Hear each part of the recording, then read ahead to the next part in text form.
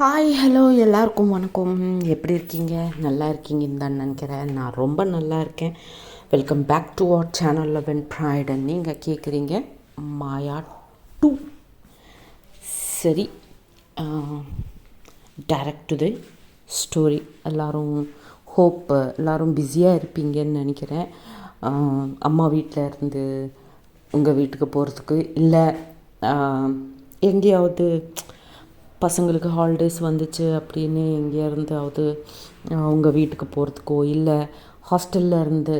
வீட்டில் இருந்து ஹாஸ்டலுக்கு போகிறவங்க எல்லோரும் அவங்கவுங்க பேக்கிங்கு ஜர்னி இந்த பிஸியில் இருப்பீங்கன்னு நினைக்கிறேன்.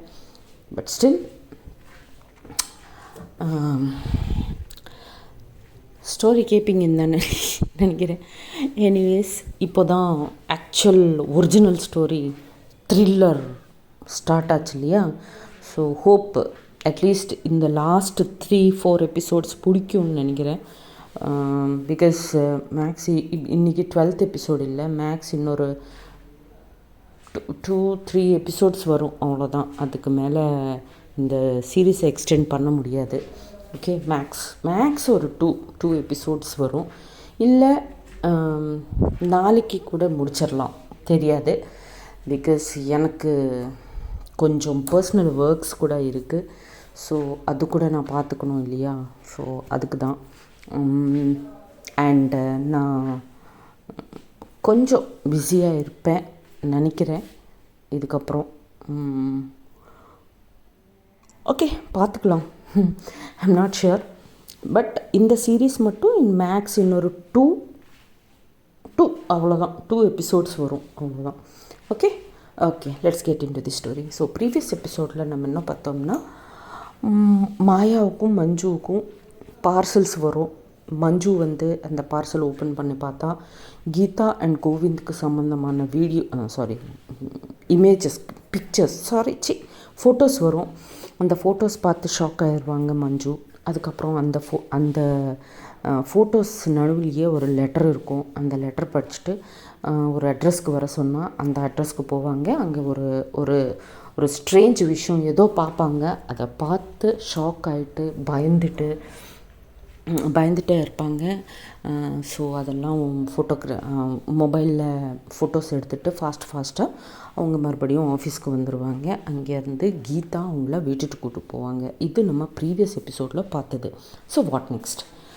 ஸோ போகிற வேலையை ஃபுல்லாக கீதா ஜென்ரலாக மஞ்சு அண்ட் கீதா என்னென்னா, போகிற வெளியில் அவங்க பிஸ்னஸ் பற்றி ஏதாவது மீட்டிங் நடந்துச்சுன்னா அந்த மீட்டிங்கில் அவங்க என்ன தப்பு பண்ணாங்க, அவங்க என்ன பாசிட்டிவாக நமக்கு நடந்தது, இந்த பிஸ்னஸ் மேட்டரை பற்றி, அந்த மீட்டிங்ஸை பற்றி, இல்லை மஞ்சு எழுதுகிற அந்த புக்கு பற்றியோ ஏதோ ஒன்று ஒரு டாபிக் எடுத்துகிட்டு அதை பேசிக்கிட்டு அப்படியே ஜாலியாக வீட்டுக்கு போவாங்க ஜென்ரலாக. பட் இன்றைக்கி என்னென்னா, மஞ்சுவோட தாட் பிளாங்காக இருக்கு இல்லையா? ஸோ அவங்க எதுவும் பேசாமல் சும்மா ஏதோ யோசிச்சுட்டே இருப்பாங்க. ஸோ கீதா பேசிட்டே இருப்பாங்க, அவங்கள என்கேஜ் பண்ணணுன்ட்டு, டைவர்ட் பண்ணணுன்ட்டு. பட் மஞ்சு இல்லை, ஏதோ திங்க் பண்ணிகிட்டே இருப்பாங்க. சரின்னு அங்கே அப்படியே வீட்டுக்கு வந்துடுவாங்க. வீட்டுக்கு வந்ததுக்கப்புறம் மஞ்சு காரை இறங்கிட்டு வீட்டுக்குள்ளே போயிடுவாங்க. இதெல்லாம் அப்சர்வ் பண்ணிகிட்டே இருப்பாங்க கீதா.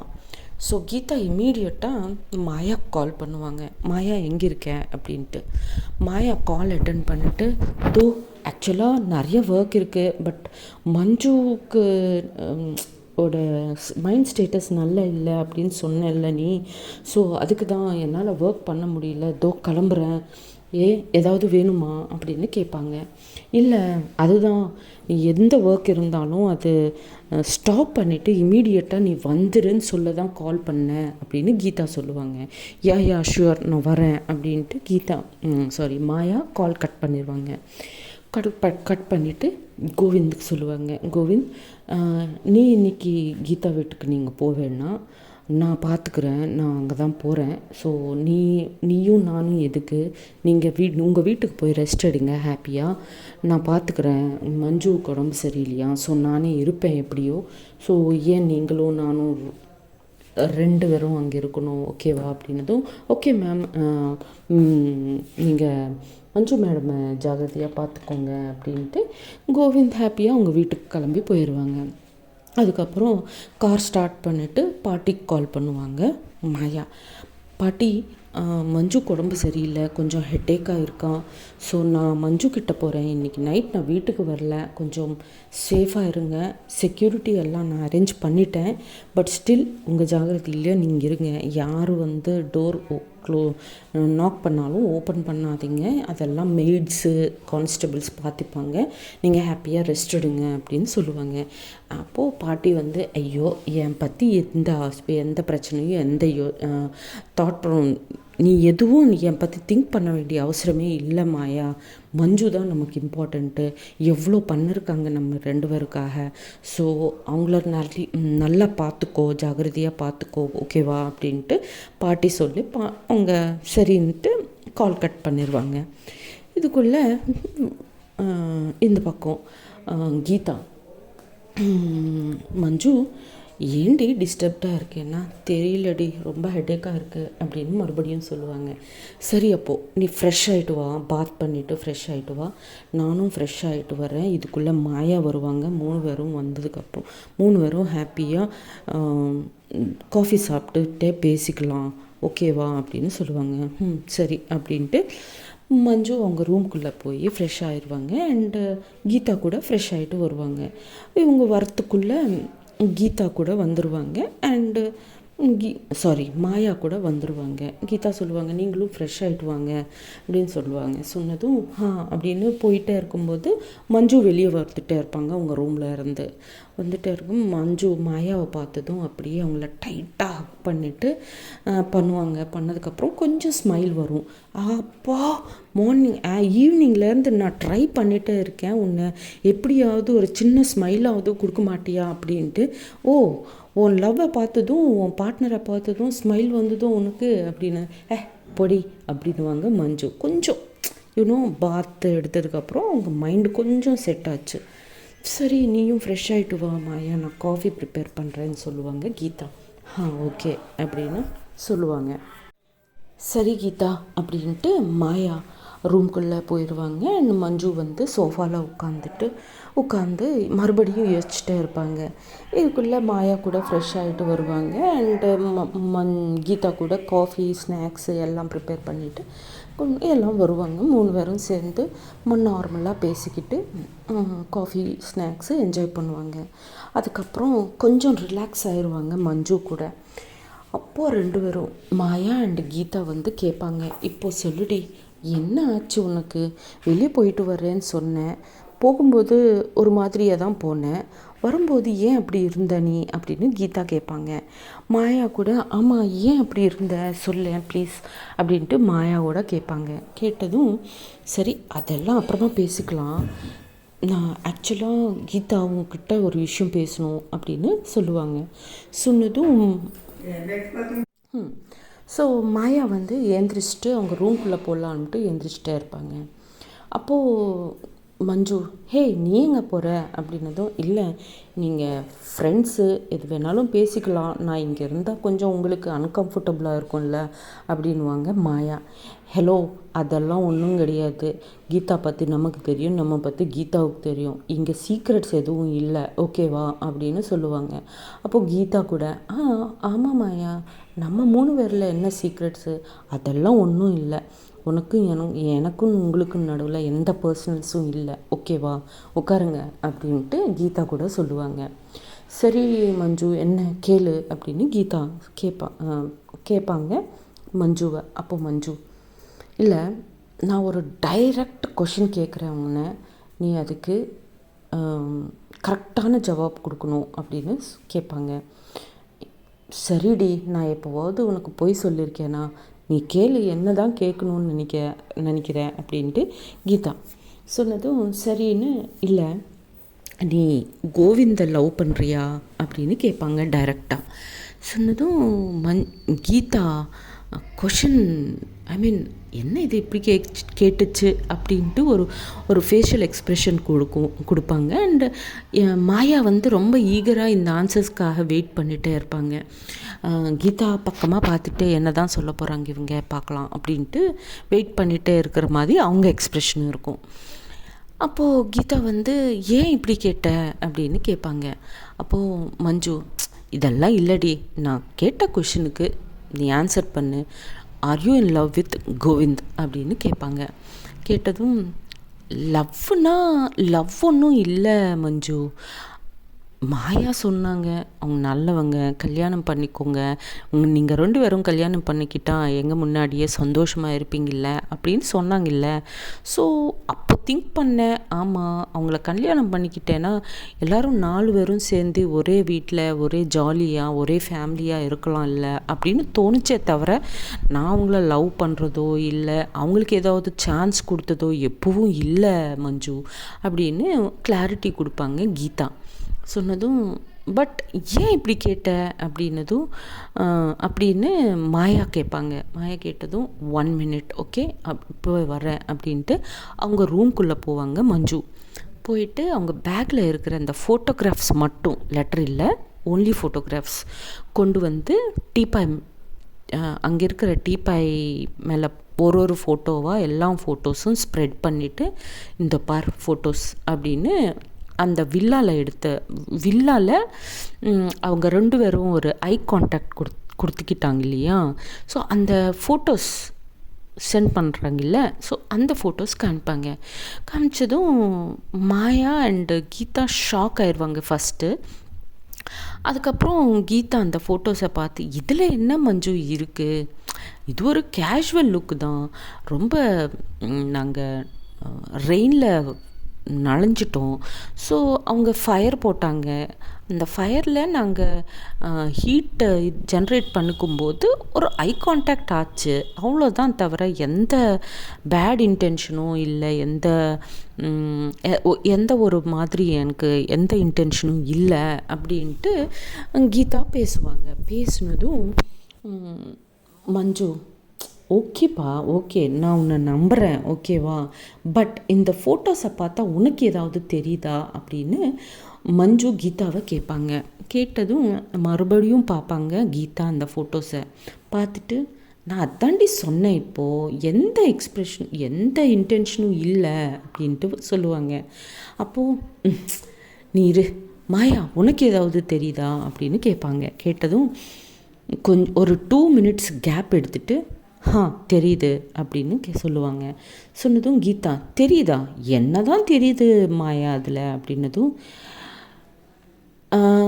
இட்ஸ் வெரி அது ரொம்ப கிளியராக தெரியுது உன்னை யாரோ ஃபாலோ பண்ணியிருக்காங்க அப்படின்ட்டு சொன்னதும் மஞ்சு, எக்ஸாக்ட்லி நான் இது தான் சொல்லணும்னு நினைக்கிறேன், எக்ஸாக்ட்லி உன்னை யாரோ, ஒன்றும் இல்லை, நம்ம 3 பேரையும் யாரோ ஃபாலோ பண்ணுறாங்க, எஸ்பெஷலி உன்னையும் என்னையும், மாயா இல்லை உன்னையும் என்னையும் யாரோ ஃபாலோ பண்ணுறாங்க அப்படின்ட்டு மஞ்சு சொல்லுவாங்க. சொன்னதும் கீதா, நீ எப்படி சொல்லுவடி என் ஃபாலோ பண்ணுறாங்க அப்படின்னு கேட்பாங்க. கேட்டதும் மஞ்சு, என்ன கீதா எவ்வளோ எவிடெண்ட்டாக இருக்கீங்க, ப்ரூஃப் அப்படின்வாங்க.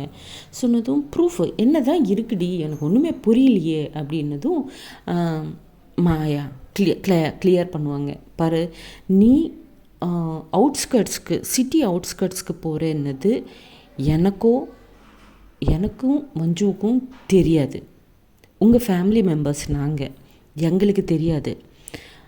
நீ போகிறேன்னது நீ போகும்போது கோவிந்த் மூலமாக எனக்கு தெரிஞ்சது, நான் கோவிந்தை ஃபாலோ பண்ண சொன்னேன், கோவிந்த் உன்னை ஃபாலோ பண்ணியிருக்கான், பட் இது இல்லாமல் உன்னை யாரோ ஃபாலோ பண்ணுறாங்க, அதுக்கு தான் உங்கள் பின்னாடியே வில்லாவுக்கும் வந்தாங்க, வில்லாவுக்கும் வந்து ஃபோட்டோஸ் எடுத்தாங்க அப்படின்னது கிளாரிட்டி கொடுப்பாங்க மாயா.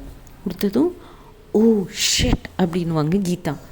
அப்போது மஞ்சு, எஸ் அதுதான் சொல்கிறேன், அதுக்கு தான் நீ கொஞ்சம் ஜாகிரதையாக இருக்கணும் அப்படின்ட்டு நான் அதை சொல்ல தான் இவ்வளோ எக்ஸ்பிளைன் பண்ணுறேன், இதெல்லாம் யோசிச்சுட்டே இருக்கேன் மார்னிங்லேருந்து நான் அப்படின்னு சொல்லுவாங்க. சொன்னதும் சரி.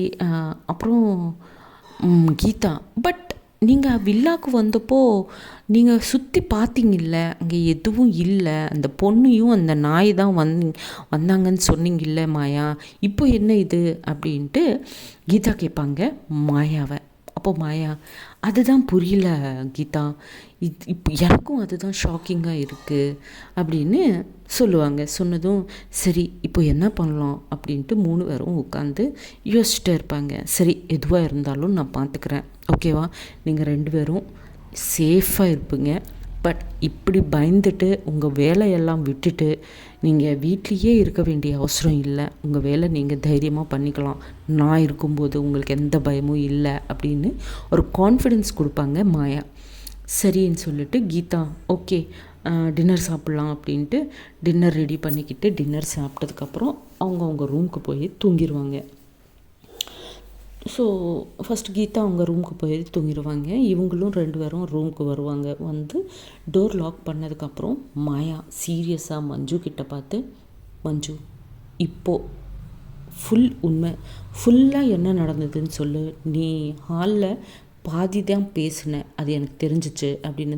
ஹே உனக்கு இப்படி தெரிஞ்சதே, ஹலோ நீ என் லைஃப் பார்ட்னர், ஓகேவா, நீ எப்போ எப்படி இருப்ப, உன்னோட எக்ஸ்ப்ரெஷனை பார்த்து உன்னை பேச பார்த்து உன் கண்ணை பார்த்தே சொல்லிடுவேன்னா. ஸோ நீ அங்கே ஃபுல்லாக பேசலை, பாதி தான் பேசியிருக்க, சொல்லு என்னாச்சு அப்படின்னதும், ஆமாம் மாயா வெயிட் அப்படின்ட்டு அந்த லெட்டரை எடுத்துகிட்டு கொடுப்பாங்க மாயாவுக்கு. அந்த லெட்டர் படித்ததுக்கப்புறம் ஸோ நீ இந்த பிளேஸ்க்கு போயிருக்க கரெக்டா அப்படின்னு கேட்பாங்க மாயா மஞ்சுவை. ஆமாம் சொன்னதும், அப்போது என்ன தான் பார்த்தேங்க, யாரை தான் மீட் பண்ணேங்க அப்படின்னதும் என்ன நடந்ததுன்ன விஷயம் ஃபுல்லாக சொல்லுவாங்க மாயாவுக்கு. இந்த எது விஷயம்னது நம்ம அப்புறமா பேசிக்கலாம் இதை பற்றி, ஓகேவா. ஸோ மாயாவுக்கு எல்லாம் எக்ஸ்பிளைன் பண்ணும்போது மாயா கூட ஒரு ஒரு ஷாக்கிங் எக்ஸ்ப்ரெஷன் கொடுப்பாங்க. அப்படியா, இதெல்லாமா இருக்குது, இதெல்லாமா நடந்தது அப்படின்ட்டு. ஆமாம் அப்படின்னதும், சரி ஓகே நோ ப்ராப்ளம், நான் பார்த்துக்கிறேன், நீ இதை பற்றி எதுவும் திங்க் பண்ணாத, ஓகேவா அப்படின்ட்டு வா தூங்கலாம் அப்படின்ட்டு தூங்குவாங்க. மஞ்சு வந்து மாயாவோட அவங்க ஹார்ட் மேலே அவங்க தலை வச்சுட்டு ஹாப்பியாக தூங்கிடுவாங்க. So next day early morning 5 o'clock எழுந்திரிச்சிட்டு ஒரு வாட்ஸ்அப் மெசேஜ் மட்டும் கீதா காமிச்சிட்டு, பிரேக்ஃபாஸ்ட் டைம்குள்ளே நாங்கள் வந்துடுவோம், நீ ஒன்றும் பயப்படாத, நாங்கள் வந்துடுவோம் அப்படின்ட்டு ஒரு மெசேஜ் மட்டும் பாப் பண்ணிவிட்டு இவங்க கிளம்பிடுவாங்க. எங்கே, அந்த வில்லாவுக்கு போய் அங்கே இருக்கிற வாட்ச்மேனை கூப்பிட்டு வாட்ச்மேன் கிட்ட நாங்கள் அந்த சிசி கேமரா ஃபுட்டேஜ் இருக்கிற ரூம் பார்க்கணும் அப்படின்ட்டு சொல்லுவாங்க. வாங்க மேம், ஓகே நோ ப்ராப்ளம் அப்படின்னு சொல்லி அந்த ரூம் கூட்டிகிட்டு போனதுக்கப்புறம் சிசி கேமரா அன்னைக்கு நடந்ததெல்லாம் பார்ப்பாங்க. பார்த்துட்டு ஒரு 1 hour ஆயிரும், 1.5 hour பார்ப்பாங்க. பார்த்துட்டு வெளியே வந்து ஹலோ என்ன ஃபியூ ஃபுட்டேஜஸ் டிலீட் ஆகிருக்கு அப்படின்னதும், டிலீட் ஆகிருக்கா, அது என்ன மேம், நான் அது எப்படி ஃபங்க்ஷன் பண்ணுவாங்க எப்படி ஆன் பண்ணுவாங்கன்னது கூட எனக்கு தெரியாது மேம், நான் எதுவும் பண்ணலை அப்படின்னுவாங்க வாட்ச்மேன். ஸோ அப்போ எப்படி டிலீட் ஆச்சு அப்படின்னதும் கொஞ்சம் நேரம் யோசிச்சுட்டு, மேடம் நேற்று ஈவினிங்கு ஒரு ஆள் வந்தாங்க, நீங்கள் தான் சென்ட் பண்ணாங்க, மாயா மேடம் அனுப்பிச்சுட்டாங்க, சிசி கேமரா ஃபுட்டேஜஸ் எல்லாம் பென்ட்ரைவில் போட்டுட்டு வர சொன்னாங்க. ஸோன்னு சொன்னதும் நானும் காமிச்சேன் மேடம், அவங்க ஒரு 2.5 hours இருந்தாங்க மேடம் அந்த ரூமில், என்ன பண்ணாங்கன்னது எனக்கு தெரியாது அப்படின்னதும் மஞ்சுக்கு ரொம்ப கோவம். அப்படி எப்படி நீ யாரோ தெரியாமல் நீ எப்படி அலோவ் பண்ணுவ உள்ள அப்படின்ட்டு கத்துனதும், இது நல்லா இருக்கு மேம், எனக்கு என்ன தெரியும், அவங்க மேடம் பேர் சொன்னாங்க, ஸோ நான் தான் அதுக்கு தான் மேபி உங்கள் டிபார்ட்மெண்ட்டாக இருக்குமோ அப்படின்ட்டு நானும் அமுச்சுவிட்டேன் அப்படின்னு சொல்லுவாங்க. அப்போது மாயா என்ன சொல்லணும்னு தெரியாமல், சரிப்பா ஓகே இட்ஸ் ஓகே, நடந்து போச்சு, பட் இனிமேல் யாராவது என் பேர் சொல்லோ இல்லை மஞ்சு யாராவது எங்களுக்கு தெரிஞ்ச அவங்க பேர் சொல்லிட்டு யாராவது வந்தாங்கன்னா எனக்கு கால் பண்ணுங்கள், நான் கன்ஃபார்ம் பண்ணதுக்கு அப்புறம்தான் நீங்கள் அவங்க கூட பேசணும், ஓகேவா அப்படின்வாங்க. சரிங்க மேடம் அப்படின்னு. சரி அந்த ஆளை எப்போவாவது பார்த்தீங்களான்னு, இல்லை மேம் நான் ஃபஸ்ட் டைம் பார்த்தேன் அப்படின்வாங்க. சரி ஓகே அப்படின்ட்டு அங்கேருந்து கிளம்பி போயிடுவாங்க. போகிற வழியில் மாயாவுக்கு ஒரு ஃபோன் வரும். அது வில்லா ஓனர் இருக்காங்க இல்லையா, அவங்க கால் பண்ணுவாங்க. குட் மார்னிங் மேம் அப்படின்னதும், சார் சொல்லுங்கள் சார் அப்படின்னதும், மேம் ஆக்சுவலாக நான் இப்போ தான் ஹாஸ்பிட்டலில் இருந்து வந்தேன். நீங்கள் நேத்திக்கு நான் உங்களுக்கு ஒரு பார்சல் அமுச்சுட்டேன் பார்த்தீங்களா அப்படின்வாங்க. பார்சலா அப்படின்னதும், ஓ கரெக்ட், ஆக்சுவலாக நேத்திக்கு மஞ்சுவுக்கு உடம்பு சரியில்லையா, ஸோ நான் வீட்டுக்கு போகல சார், நான் பார்க்கல அப்படின்னதும், வெரி இம்பார்ட்டண்ட் ஃபுட்டேஜ் இருக்குது மேடம், அதில் கொஞ்சம் பாருங்கள், அது பார்த்ததுக்கப்புறம் எனக்கு கால் பண்ணுங்கள் அப்படின்ட்டு கால் கட் பண்ணிடுவாங்க அந்த பக்கம். சரி சார் அப்படின்ட்டு இவங்களும் கால் கட் பண்ணிவிட்டு வீட்டுக்கு போவாங்க. பாட்டியை பார்த்து கொஞ்சம் நேரம் பாட்டியை பார்த்துட்டு, பாட்டி நேற்றுக்கு ஒரு பார்சல் வந்ததில்லை, எங்கே போயிடுச்சேன்னா என் பெட்டு பக்கத்துலேயே இருக்குது, போய் எடுத்துக்கோமாயா அப்படின்னு சொன்னதும் அந்த ஃபுட்டேஜை அந்த பார்சலை கலெக்ட் பண்ணுவாங்க மாயா. ஸோ அந்த ஃபுட்டேஜில் என்ன தான் இருக்குது, எப்படி என்னன்னது நெக்ஸ்ட் எபிசோடில் பார்க்கலாம். அப்போ வரைக்கும் டாடா bye bye, see you, Jai Hind, Jai Sriram.